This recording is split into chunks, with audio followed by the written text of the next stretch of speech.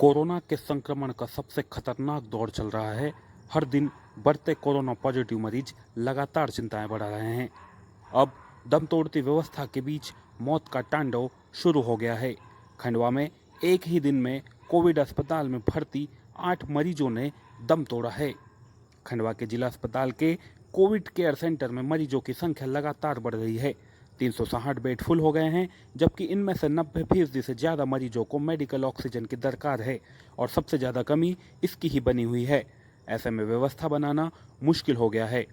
Oxygen की कमी हर पल धड़कन बढ़ा रही है, तो वहीं मरीज की मौत की खबर भी कई घंटों के बाद परिजन को मिल रही है। बीते 24 घंटे में भी करीब 8 पॉजिटिव और नॉन पॉजिटिव मरीजों की मौत हुई है। हालांकि अधिकृत रूप से मौत के आंकड़े पर कोई भी बोल नहीं रहा है। कोविड केयर सेंटर से मंगलवार सुबह से शाम तक हर 3 घंटे में एक डेड बॉडी निकली। यह नज़ारा देखकर हर कोई सहम गया। एम्बुलेंस का बजता सायरन और परिजन की आंखों से झरते आंसू यहाँ की स्थिति को बयां कर ही रहे थे। शहर के राजा हरिश्चंद्र मुक्तिधाम का नज़ारा देखकर भी वर्तमान हालात बयां हो रहे हैं। मंगलवार दोपहर में यहाँ का नज़ारा ऐसा दिखा कि एक चिता की लौ कमज़ोर होने से पहले दूसरी चिता जलती नजर आई। इस संबंध में जब मेडिकल कॉलेज की डीन डॉक्टर अनंत पवार से पूछा गया तो वे सवाल को टालते रहे और ये कहते रहे कि मौत तो हो रही है, लेकिन इनमें से कितने पॉजिटिव और कितने नेगेटिव है ये आंकड़ा मुझे पता नहीं है। नहीं, मैंने अभी किया नहीं, क्योंकि फिगर गलत हो सकती है, फिर इसीलिए मैंने चेक नहीं किया है। उधर अस्पताल में भर्ती जिन कोरोना संक्रमितों की मौत हुई है, उनके परिजन अलग ही कहानी बयां कर रहे हैं। उनका कहना है कि अस्पताल में भर्ती करने के बाद उन्हें अपने मरीज के संबंध में न तो कोई जानकारी मिली और न ही कोई सूचना दी गई। अपने स्तर पर जब पता किया तो कई घंटों के बाद मौत की सूचना मिली। जाकर मैंने मेरे सास और ससुर दोनों को यहाँ पर संडे के दिन दोपहर 2 बजे मेन हॉस्पिटल में, शासकीय हॉस्पिटल में भर्ती किया था। और सास से बात रेगुलर हो रही थी, लेकिन ससुर साहब से हमारी बात नहीं हो पाई, है ना। तो रविवार का दिन पूरा निकल गया। रात को 11 बजे तक हम मुख्य हॉस्पिटल में बैठे रहे और उन्होंने हमको कोई जानकारी नहीं दी। दूसरे दिन सुबह हमने हेल्प डेस्क जो कलेक्टर साहब ने वहाँ पर बना के रखी है, उसमें हम नाम नोट करवाया कि शांतिलाल सोनी से हमारी कोई बातचीत हो नहीं पा रही है। तो उन्होंने हमको बोला कि 2 घंटे बाद आओ, 1 घंटे बाद आओ। ऐसे दिन भर हम चक्कर लगाते रहे और सोमवार शाम को 5 बजे तक भी हमको जानकारी नहीं मिली। फिर हमको वहाँ पर प्रज्वल शर्मा जी ने बताया कि उनकी मौत तो रविवार को जब आपने भर्ती किया उसके 1 घंटे बाद ही तुरंत हो गई थी। तो मैंने कहा जब तुरंत हो गई तो हमारे तो 2-2 नंबर आपके पास में लिखे हुए हैं, आपने हमको इन्फॉर्म क्यों नहीं किया? तो वो उस बात का कोई जवाब नहीं दे पाए। बोले ये कहीं ना कहीं लापरवाही अस्पताल प्रशासन की है और बता नहीं पाया। और हमको मौत के 27 घंटे बाद, वो भी हम लोग अवेयरनेस के तहत है, तो हमको पता लगा। नहीं तो एक आम आदमी तो पता भी नहीं कर सकता कि उसकी परिजन की काम हो। तो कई मरीजों के परिजन ने मेडिकल कॉलेज के डीन डॉक्टर अनंत पवार से मिलकर अपनी समस्या सुनाई। उन्होंने क्या कहा, पहले ये सुनिए, फिर उनकी बाइट सुनाते हैं। रोहित भंसाली नाम से, उसको कल से उसकी कंडीशन बिल्कुल कल से सर बोल रहे हैं कि आईसीयू में शिफ्ट करेंगे, अभी तक शिफ्ट नहीं करा सर। रेमडेसिविर इंजेक्शन भी नहीं लग रहा है उसको। और सर उसकी कंडीशन का पिताजी की भी वही कंडीशन है। एग्जैक्टली कोई स्टेटस ही नहीं पता चल रहा है सर उसका। अभी उसकी सर सांस उखड़ गई थी पूरी।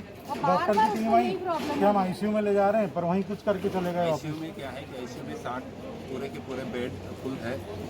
जो जैसे भी कोई हमने मरीजों को शॉर्ट लिस्ट करके रखा होता है कि जिनको आईसीयू में शिफ्ट करने की ज़रूरत है, लेकिन जैसे भी कोई पेशेंट मरीज स्टेबल हो जाएगा, आईसीयू में स्टेबल हो जाएगा तो उसको बाजू में ले आ जा सकता है, तब वो बेड खाली हो जाएगा, तभी वो मरीज को आईसीयू में ले जा सकता है। तो सर वहाँ पर वार्ड में भी रेमडेसिविर इंजेक्शन तो लग सकता है ना सर?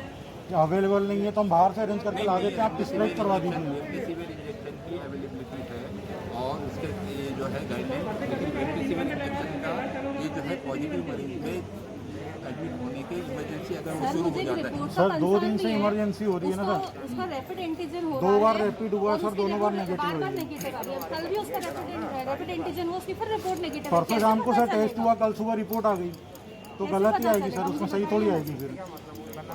एक 32 साल का लड़का है, पर उसका परसों शाम को टेस्ट हुआ है सर, और कल सुबह 10 दिन से एडमिट है। उनका यहाँ पे 2 बार टेस्ट हुआ है, दोनों बार रैपिड वाला टेस्ट हो गया है, क्योंकि सर परसों शाम को टेस्ट हुआ है और कल सुबह रिपोर्ट आ गई है। RT-PCR की रिपोर्ट इतनी जल्दी नहीं आ रही है। मेरे कजिन की हालत ख़राब होती जा रही है, उसको लंग्स में ज़्यादा इन्फेक्शन है, यहीं के डॉक्टर्स ने उसको बोला है, पर हम लोग रिक्वेस्ट कर करके थक गए, उसको रेमडेसिविर इंजेक्शन नहीं लग रहा है। कल कलेक्टर साहब ने बोला है कि खंडवा में रेमडेसिविर अवेलेबल है, उसकी कमी नहीं है, तो फिर लगाया क्यों नहीं जा रहा है सर? दी नहीं जा रही है कि लाना है नहीं लाना है, क्या कर रहे हैं, ट्रीटमेंट क्या चल रहा है, कोई पता नहीं चल रहा है। मैं खुद सिप्ला में हूँ, मेरे को कंपनी प्रोवाइड कर रही है, मैंने एचआर से बात की है, मेरे को बोला जा रहा है कि तुम प्रिस्क्रिप्शन निकालो बाहर, हम तुमको अवेलेबल करवा देंगे रेमडेसिविर, और आप लगाइए। रेमडेसिविर लगाने के बाद 4 दिन में पेशेंट रिकवर होकर बाहर आ रहा है। जब प्राइवेट में 4 दिन में बाहर आ रहा है तो गवर्नमेंट में रेमडेसिविर लगा के क्यों नहीं आ सकता? हालत ख़राब हो रही है पेशेंट की। पहले यहाँ पर इतनी प्रॉब्लम नहीं थी, अचानक कलेक्टर साहब ने, मुख्यमंत्री साहब ने अपनी इमेज बढ़ाने के चक्कर में बोल दिया कि मेरे घर में बहुत कमरे खाली है, बहुत सीटें खाली है, और चारों तरफ के लोगों को यहाँ इकट्ठा कर लिया। खंडवा में लॉकडाउन लगा दिया है, नेपाल नगर में लॉकडाउन लगा दिया, और खंडवा में केस ही नहीं आ रहे। ऐसा हो सकता है क्या? और यहाँ खंडवा का आदमी अब कहाँ जाएगा? हमारे पास अभी 360 मरीज है, उसमें से ज़्यादातर मरीजों को ऑक्सीजन की ज़रूरत है। बहुत कम ऐसे मरीज हैं जिनको ऑक्सीजन की ज़रूरत नहीं है। हम कह सकते हैं कि 300 से ज़्यादा मरीज हैं जिनको ऑक्सीजन की ज़रूरत है, ये तो पक्का है। ऑक्सीजन क्या स्थिति है? ऑक्सीजन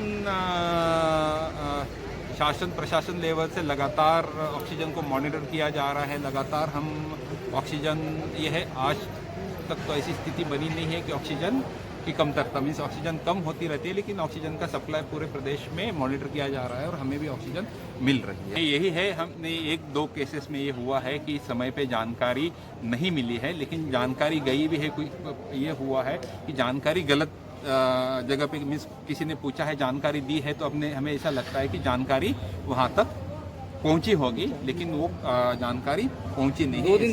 2 दिन बाद नहीं हुआ है, एक दिन बाद हुआ है। एक केस में हुआ है कि दूसरे दिन जानकारी पहुंची है। अभी भी सर